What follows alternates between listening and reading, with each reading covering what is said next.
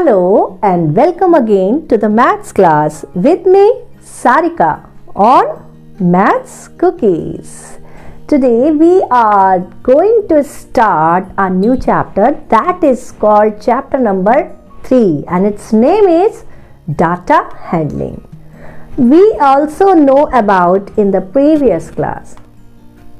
ये हम पहले भी पढ़ चुके हैं अपनी प्रीवियस क्लासेस में डाटा हैंडलिंग। जब हम अपने डाटा को ऑर्गेनाइज फॉर्म में लिखते हैं तो that is called data handling.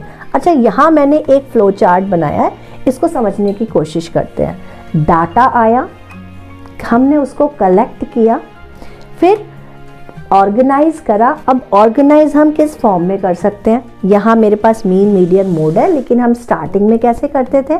अपने डाटा को कैसे ऑर्गेनाइज करते थे?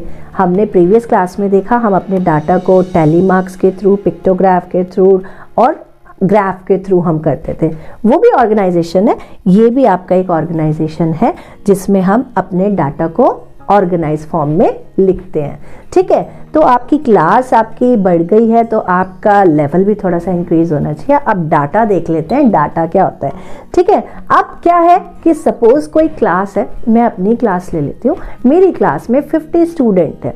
अब 50 स्टूडेंट की हाइट करनी हमने, ठीक है, एनुअल हम हाइट अपना जो करते हैं वो रूटीन हमने करा, अपनी हाइट लिखी।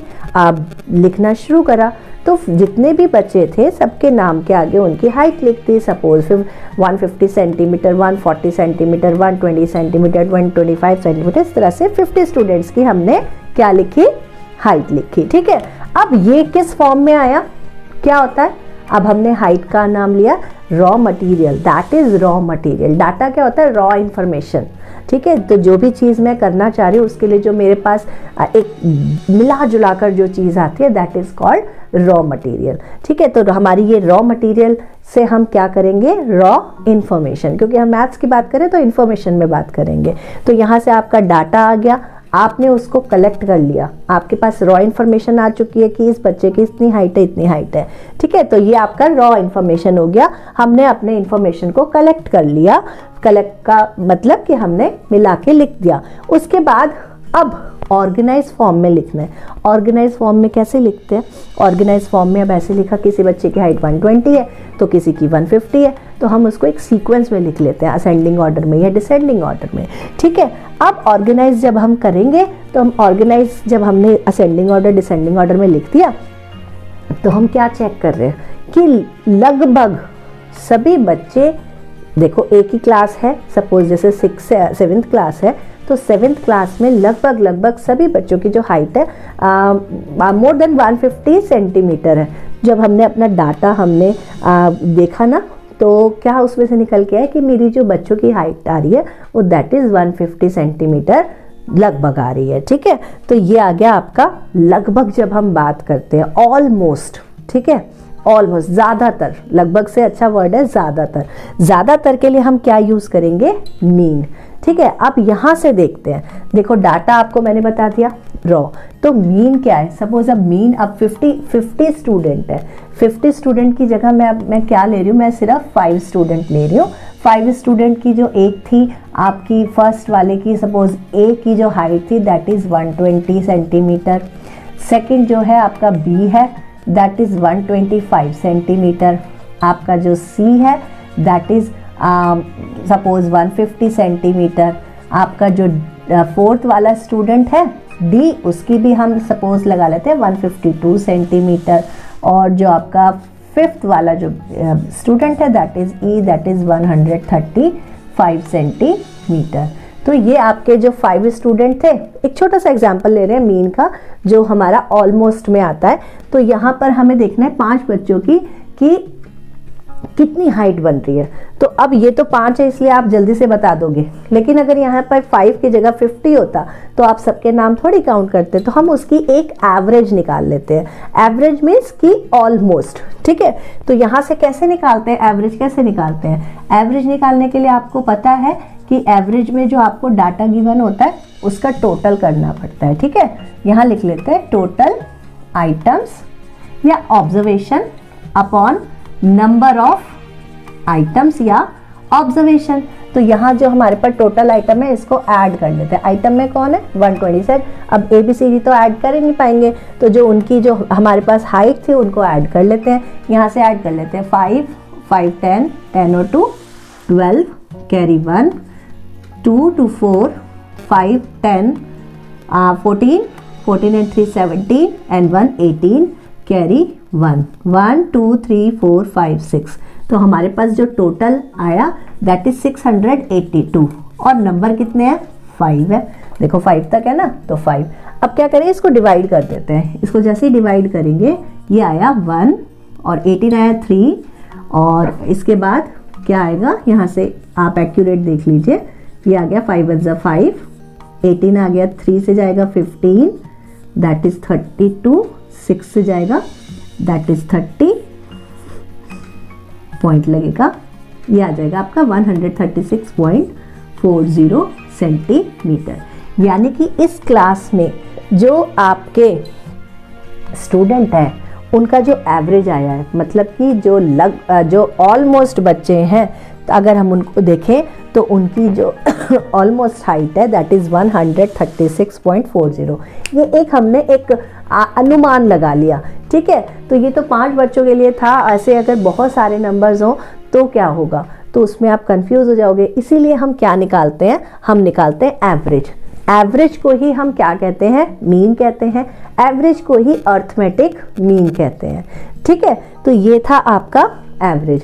एवरेज कैसे निकाली जाती है, जो भी आपके पास ऑब्जर्वेशन गिवन होती है उनको ऐड कर देते हैं, total observation upon number of observation, ठीक है। ये आपका एवरेज का फॉर्मूला है।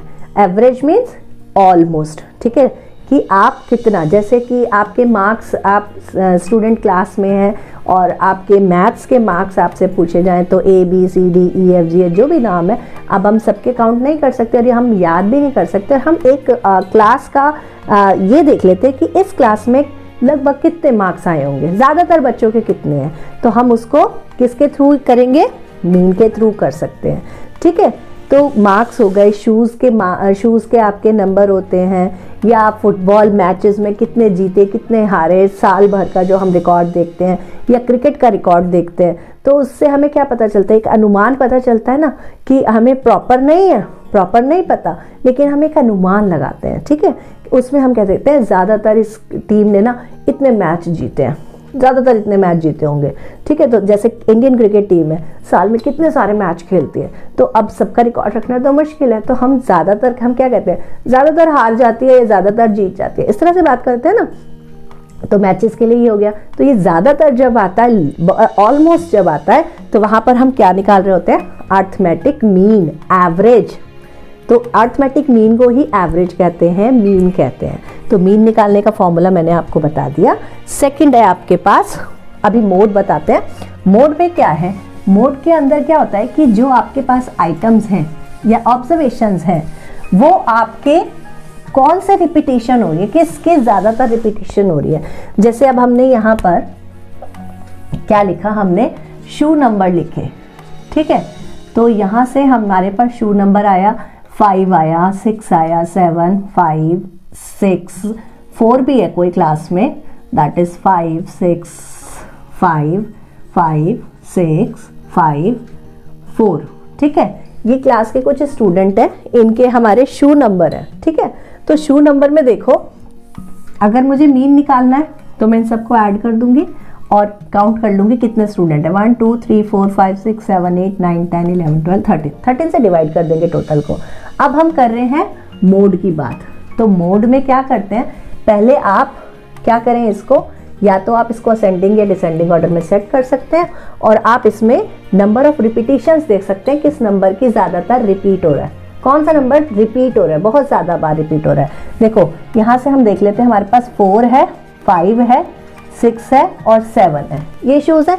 अब देखो इसमें 4 कितने टाइम्स आ रहा है, एक टाइम यहाँ आया और एक टाइम यहाँ आया, तो 4 के कितने हो गए, 2 हो गए। अब इसी तरह से 5 चेक कर लेते हैं, 1 2 3 4 5 6, तो 5 वाले कितने हैं, 6। अभी 6 के काउंट करते हैं, 1 2 3 4, तो यहाँ से आ गए आपके 6 के लिए 4। 7 देख लेते हैं, 1 ओनली 1, तो यहाँ से आपको पता चल जाएगा कि किस नंबर की रिपीटिशन ज़्यादा हो रही है।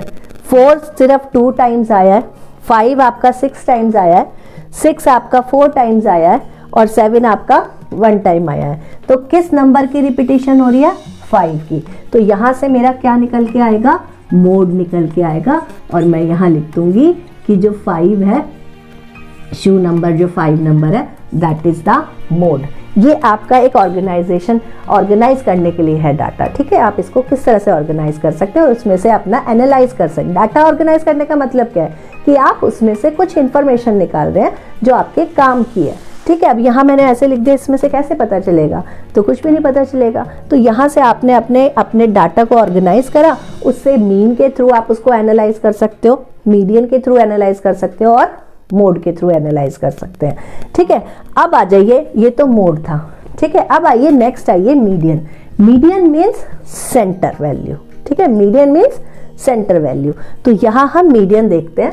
अगर हम अपने मीडियन की बात करें तो मीडियन में हम अगर मार्क्स लेते हैं, सपोज मार्क्स लिया मैंने, एक क्लास में मार्क्स आए हैं, 10 में से मार्क्स आए हैं, तो किसी के 8 आए हैं, किसी के 5 हैं, किसी के 7 हैं, किसी के 3 हैं, फिर किसी के 9 भी हो सकते हैं, अगेन 8 है और 5 है, 1 2 3 4 5 6 7।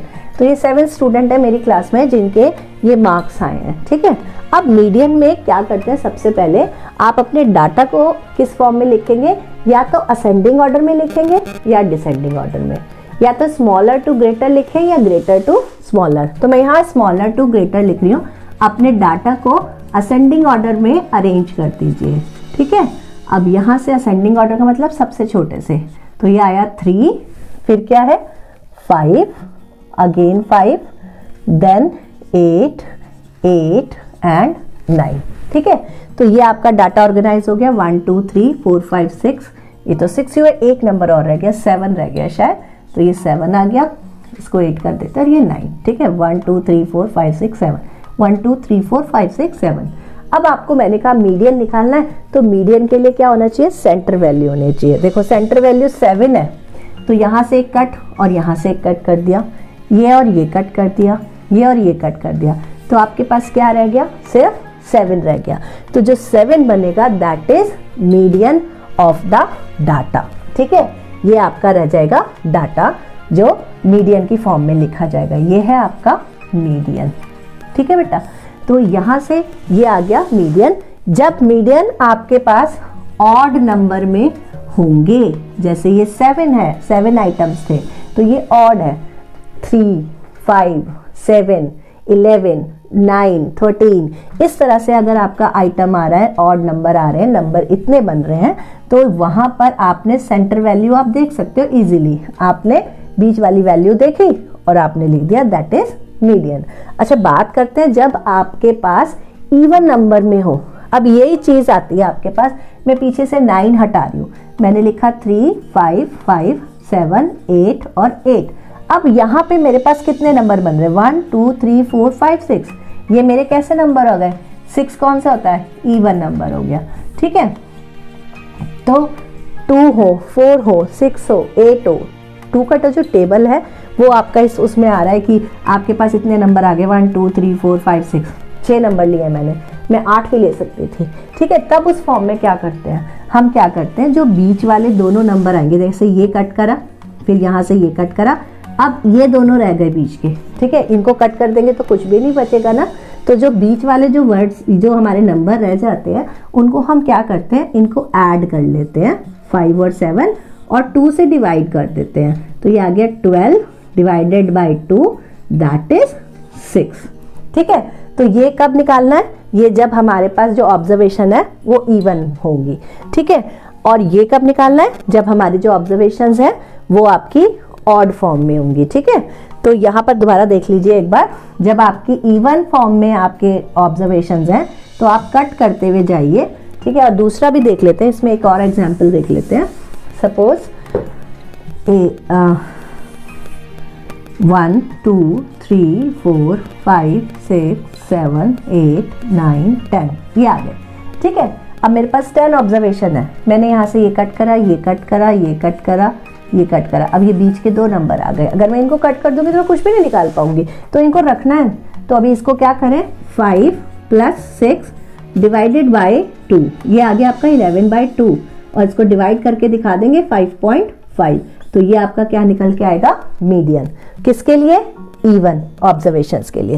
ये क्या आएगा, सेंटर वैल्यू यहां से आ जाएगी आपकी मीडियन के लिए, किसके लिए, ऑड ऑब्जर्वेशंस के लिए। तो ये है आपका मीन, मीडियन एंड मोड। जल्दी से चलते हैं क्वेश्चंस की तरफ, एक्सरसाइज की तरफ। Okay, let's move on question number 1। तो क्वेश्चन नंबर 1 कह रहा है find the range of Heights of any 10 student of your class. अब देखो आपकी क्लास में क्या करना है आपको, अपने 10 स्टूडेंट देख लीजिए, उसमें से अपने फ्रेंड्स भी हो सकते हैं। अब उनके आपको हाइट्स लिखनी है, ठीक है। ये काम आप अपने अपने घर के पास भी कर सकते हैं, आप क्लास में हैं तो क्लास में भी कर सकते हैं, ठीक है। अब मैंने यहाँ पर आपको कितने स्टूडेंट्स लेने हैं, 10 लेने हैं, तो मैं यहाँ पर लिख लेती हूँ 120 सेंटीमीटर, 140 सेंटीमीटर, 145 सेंटीमीटर, और मैंने लिया 150 centimetre, 152 centimetre, 146 centimetre, 135 centimetre, 160 centimetre, 130 centimetre, और एक और ले लेते हैं 125 सेंटीमीटर। तो ये मेरे 10 स्टूडेंट्स हो गए और मैंने इनकी हाइट लिख ली। अब आपको वो क्या कह रहा है, ये कह रहा है कि आपको क्या निकालना है, रेंज। अब रेंज क्या होता है, रेंज का मतलब होता है कि आपकी जो ऑब्जर्वेशन है वो किस किस के बीच में आ रही है, ठीक है। तो यहां पर हम लिख लेते हैं हाईएस्ट वैल्यू या highest number minus lowest value, ठीक है। तो यहां से हाईएस्ट वैल्यू और लोएस्ट वैल्यू जब हमारी निकल जाएगी तो उसको माइनस कर दीजिए, आपकी रेंज आ जाएगी। अब इसमें देखिए सबसे बड़ी आपका जो वैल्यू आ रही है वो क्या आ रही है, दैट इज 160। तो रेंज निकाल लेंगे, दैट इज 160 सेंटीमीटर माइनस, अब सबसे छोटी वैल्यू क्या है इसमें, ये है 120, ठीक है। तो यहां से मैंने इसको माइनस करा 120 सेंटीमीटर और इसको माइनस कर दीजिए, दैट इज 40 सेंटीमीटर। तो ये आपकी क्या बन जाएगी, रेंज ऑफ योर ऑब्जर्वेशन, ठीक है। तो रेंज निकालने के लिए क्या करते हैं, रेंज का फॉर्मूला होता है highest value minus lowest value. तो जो आपकी ऑब्जर्वेशन मिलेंगे उनमें सबसे बड़ी जो फिगर आपको दिख रही है वो लिखिए और जो सबसे छोटी है वो लिखिए और दोनों को माइनस कर दीजिए, आपकी रेंज आ जाएगी। चलिए सेकंड क्वेश्चन पे चलते हैं। सेकंड क्वेश्चन कह रहा है organize the following marks in a class assessment in a tabular form, और ये मार्क्स गिवन है। फिर आपसे उसने 4 क्वेश्चन पूछे, which number is the highest, which number is the lowest, and what is the range of the data, and find the arithmetic mean, ठीक है। तो सबसे पहले आपको उसने क्या बोला है कि जो मार्क्स है ना उसको किस फॉर्म में लिखिए, टैबुलर फॉर्म में लिखिए। तो यहाँ टेबल बना लेते हैं और टेबल हमें क्या लिखना है, टेबल हम बनाएंगे किसका, टैली मार्क्स का, ठीक है।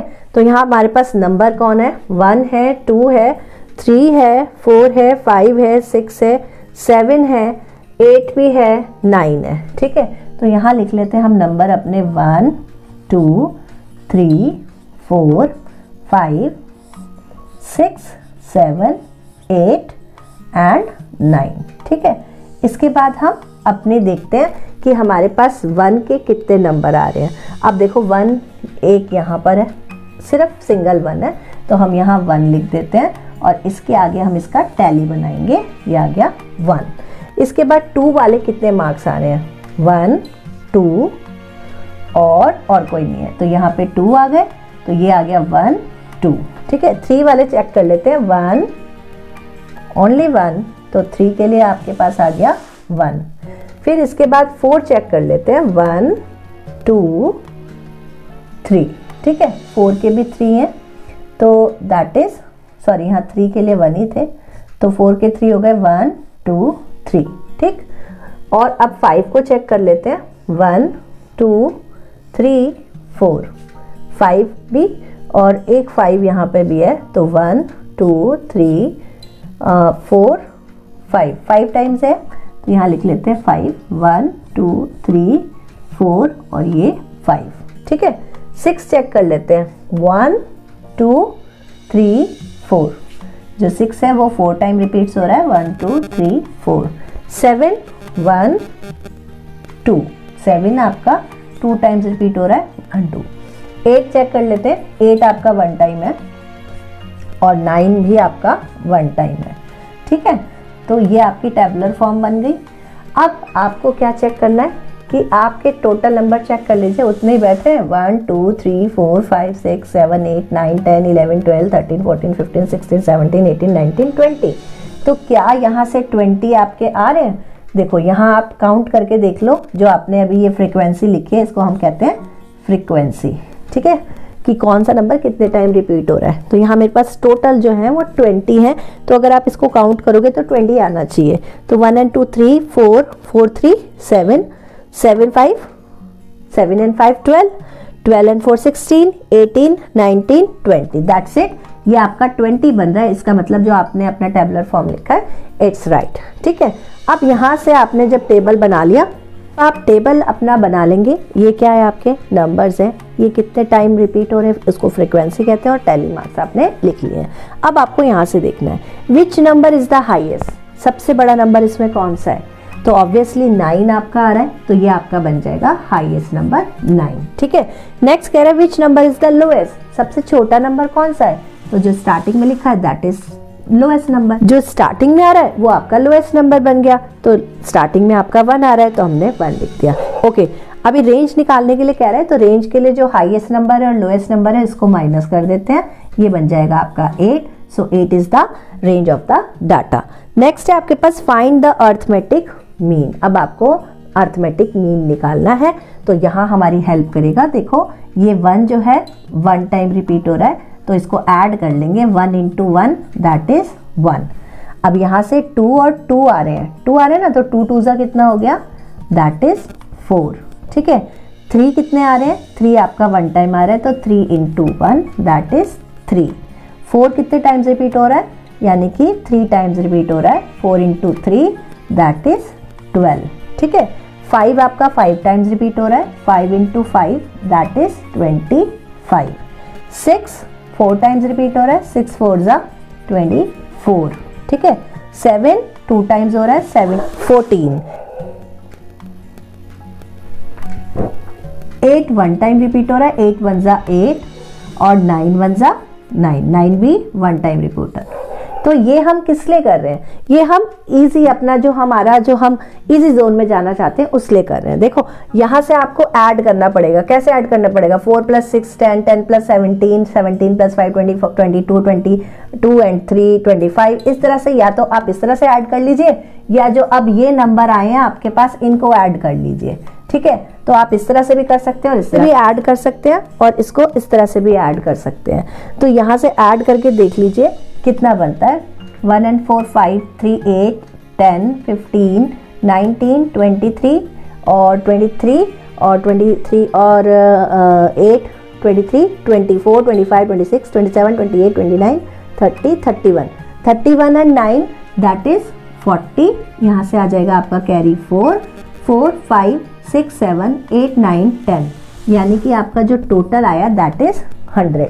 तो अर्थमेटिक मीन के लिए आपको क्या करना है, यहाँ पर हम लिख लेते हैं मीन निकालना है, तो यहाँ मीन लिख के और इन सबको ऐड का साइन लगा देते हैं।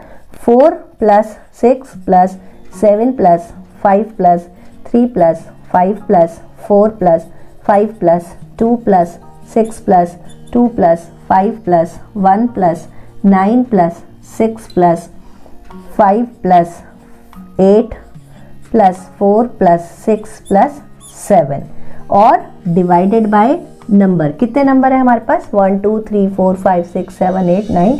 यहाँ से आपको पता चल जाएगा दैट इज 20। अच्छा, ऐड करके हमारे पास कितना बना? 100 बना। तो हम यहाँ से मीन निकाल लेंगे। Mean equal to 100 divided by 20। 0 से 0 कट हो गया और ये आपका 5 आ गया। तो जब आपका आया तो ये नंबर बन गया 5 is the mean of your data. ये है आपका क्वेश्चन नंबर 1 and 2।